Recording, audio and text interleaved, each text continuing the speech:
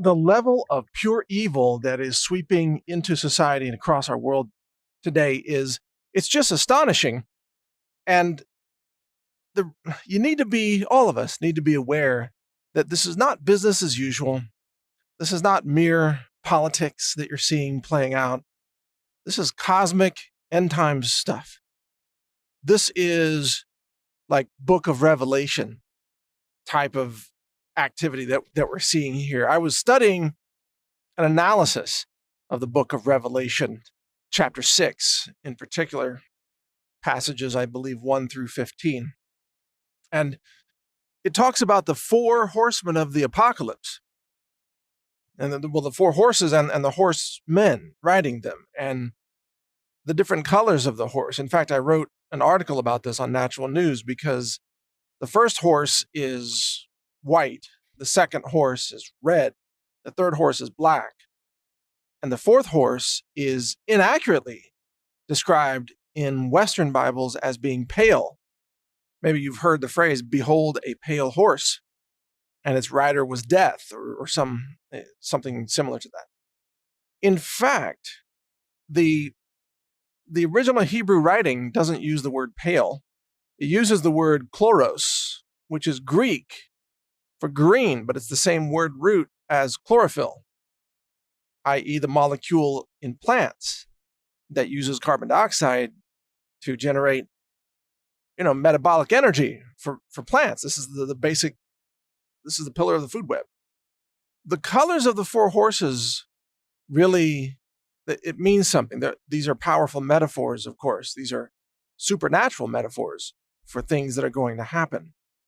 And the riders of the horses are also symbols. For example, the first horse is white, and upon the white horse, there is a rider who is crowned like king, leader, and carries a bow. Well, think about what this means. So the horse is white. White is the symbol of peace. So it means that this horse comes to you, or this rider comes to you pretending to be bringing peace because the horse is white. But in fact, the rider is a globalist conqueror with long-range missiles, because the bow represents what today would be cruise missiles or ICBMs, long-range arcing missiles that you fire from a distance. And so what that really is talking about, the first horseman of the apocalypse as well, it's also the first seal. These are the four seals. I mean, more than four, 7 seals, but the four horsemen are the first 4 seals. At least as I understand it. I'm not a biblical scholar, but I'm just telling you how I understand it so far. So this first horseman is a globalist who has been crowned a kind of world leader, given tremendous power and control over weapons, but then comes to you and says that he is here to create world peace. And doesn't that sound just like globalists? To kill you and invade your nation and occupy your nation as they are saying, we're here for peace. It's how they operate. This is the way Democrats operate. This is leftists and globalists. And the second horse is red, which signifies, of course, war as well as communism. So it could signify red China, red Russia, or just communism in general, or just the blood of war, violence. And I don't recall what the rider was of the second horse there. But the third horse is black. And the third horse is being ridden by a person who carries a set of scales, to weigh something, to weigh two things in comparison. And this sign is all about economic collapse and economic disruption, because in the scripture, in Revelation chapter 6, it talks about how food inflation becomes very severe, and people have to spend a day's wage, which I think in the Bible is called a denarius, a day's wage to purchase a very small amount. It was like 1 pint or something of wheat. Maybe it was a pint and a half or something like that, small amount of wheat, a day's wage. So this is talking about price inflation, and the black is talking about really an economic black hole, sort of the the dark side of an economic collapse. And black also signifies what comes next, which is also mentioned in Revelation, which is famine and outbreaks of disease or pestilence. So famine, pestilence, mass starvation, mass disease, probably an outbreak of superbugs, probably, some biological weapon system is released along with this, who knows? But that's the third horse of the apocalypse. And then the fourth horse is what's fascinating to me, because the fourth horse is green, chloros. And green, what I'm seeing emerge right now is that the environmentalism movement is becoming a global dominating evil entity working to engineer the total destruction of life on Earth. But in the name of green, they will try to destroy carbon dioxide, which is really the God molecule for plant life on Earth. Without carbon dioxide, we all die because the plants die. And then the food systems die. The food webs collapse. The ecosystems just are exterminated without carbon dioxide. All forests die without carbon dioxide. But the green movement is at war with carbon dioxide, which means they're at war with God. They're at war with life. And so this fourth horseman, the rider, is called death. And the horse they're riding is the green horse of chlorophyll. And the word is chloros. And to my knowledge, no one has ever interpreted it this way before about that fourth horse.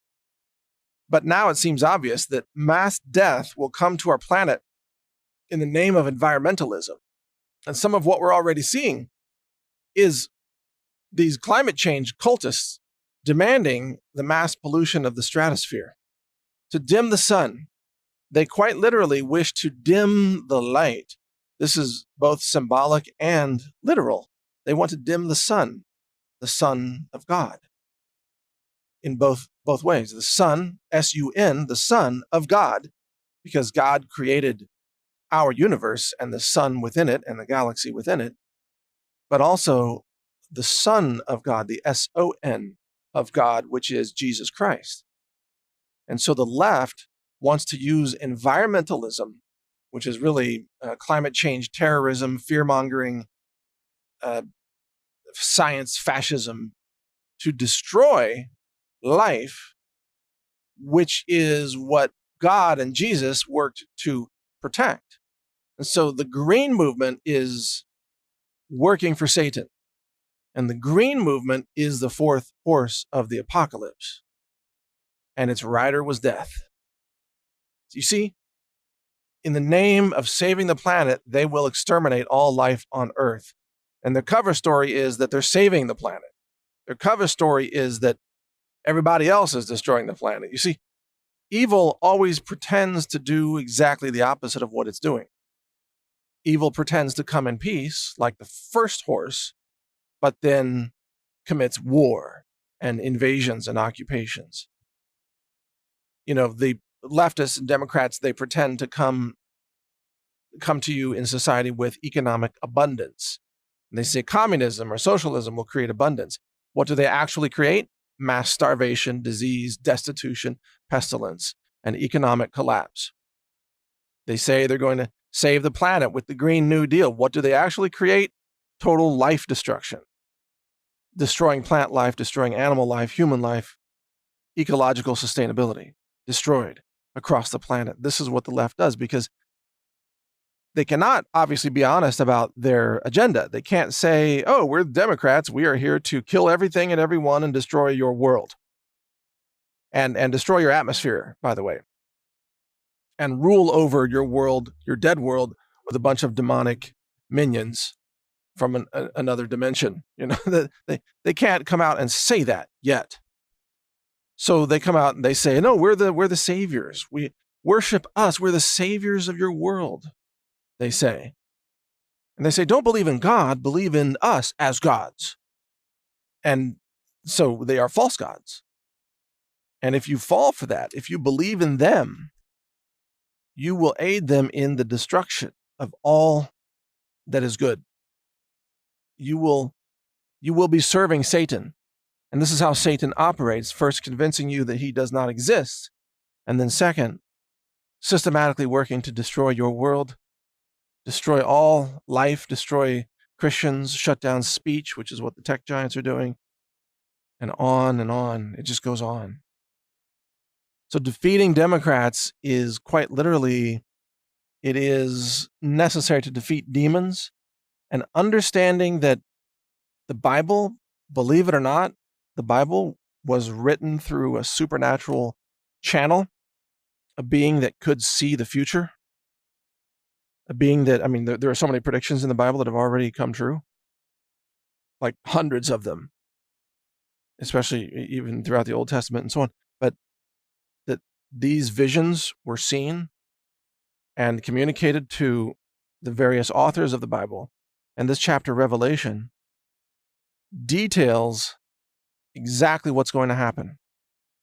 And by the way, if you want to know what happens after the fourth horseman of the apocalypse, because there are more seals, there's the fifth seal, and then at some point, God's wrath is unleashed upon human civilization, and fire rains down from the heavens, and all the mountains and islands are shifted across the entire earth in a massive tectonic shift, a geological shift, a pole shift, you might say, as if gravity has gone haywire, and people flee to the caves to try to survive what's happening, and all of human civilization is utterly obliterated. All the buildings, all the infrastructure, all the tech giants, thank God, literally. And what's left is just human survivors, and then those who had worshiped Christ according to the Bible are then raised up to join God in heaven. Those who are left behind suffer 7 years of hell on earth. So, you should read it. You should check it out, and don't rely on me or anybody else to interpret the Bible for you. Not even your pastor or preacher or whatever. Read it yourself. It's good to get interpretations, but it's also important to read it. And that's why a couple of years ago, I set a goal to go through and listen to the entire Bible as an audiobook.